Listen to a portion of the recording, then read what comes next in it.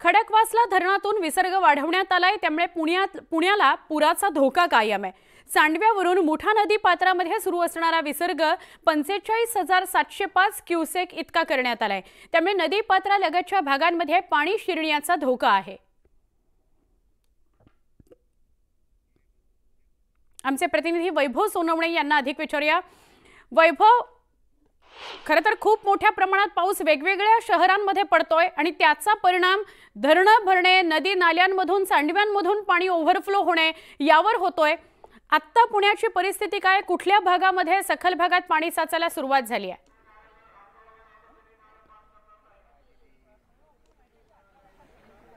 सुवर्णा, मी एकता नगरमध्ये आणि एकता नगरची परिस्थिती आपण पाहतोय।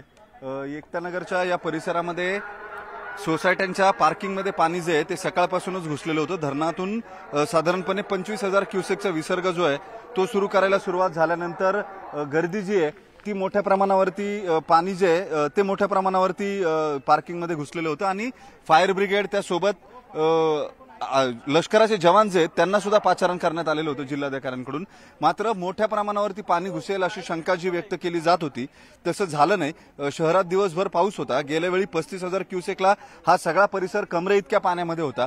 मात्र यावेळेस 35,000 क्युसेक पाणी सोडूनही पाणी जे आहे ते फारसं रस्त्यावर आलं नाही। या उलट प्रशासनानं पूर्ण तयारी जी आहे ती आधीच केलेली होती। त्याचा परिणाम आपण पाहतोय। मोठ्या प्रमाणावरती मदतीसाठी, रेस्क्यूसाठी अग्निशमन दलाचे जवान असतील किंवा लष्कराचे जवान असतील हे सगळे जण इथं तैनात होते, बोटी घेऊन तैनात होते।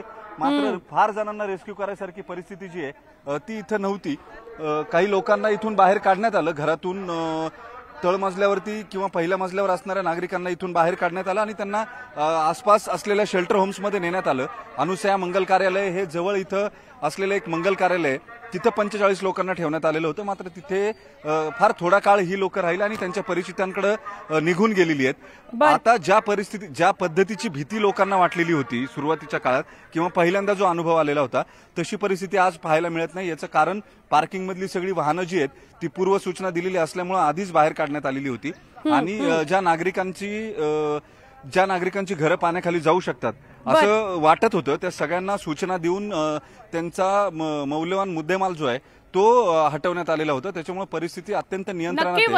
आपण बघतोय पुण्यामधली एकता नगरची परिस्थिती गेल्या वेळच्या तुलनेमध्ये यावेळेला जरा बरी परिस्थिती आहे, कारण आधीच सूचना दिली गेली होती।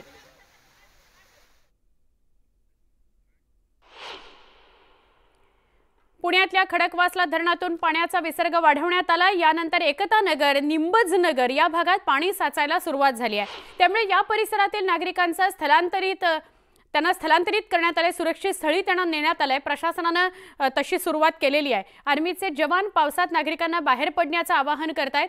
डेक्कनवरील पुलाच्या वाडीत हे पाणी शिरलंय।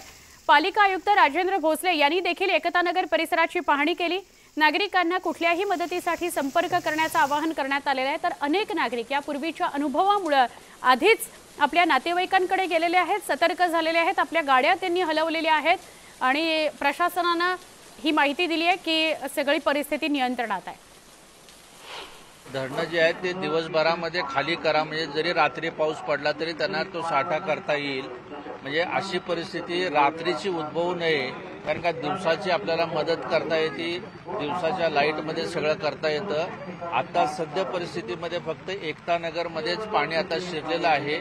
जो सखल भाग आहे त्या सखल भागातल्या जवळजवळ 100 ते 125 लोकांना आम्ही सुरक्षित स्थळी हलवलेलं आहे।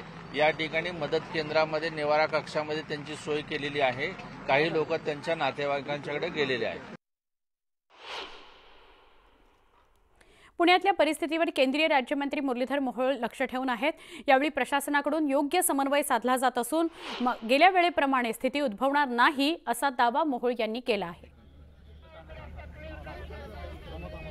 मुरलीधर मोहोळ यांनी प्रतिक्रिया दिली की पुण्यामध्ये एकता नगरच्या परिसरामध्ये सगळ्या यंत्रणा सज्ज ठेवण्यात आलेल्या आहेत। आधीच पूर्व सूचना दिली गेली, सगळ्या यंत्रणांचा आपापसात समन्वय आहे, त्यामुळे गेल्या वेळेसारखी परिस्थिती उद्भवणार नाही असं आश्वासित केलंय मुरलीधर मोहोळ यांनी। ते स्वतः या सगळ्या प्रकरणामध्ये, या सगळ्या परिस्थितीमध्ये जातीने लक्ष ठेवून आहेत एकता नगरच्या सगळ्या भागामध्ये। यंत्रणा त्या ठिकाणी जागेवरती आहेत। लोकांना सावध केलं गेलंय।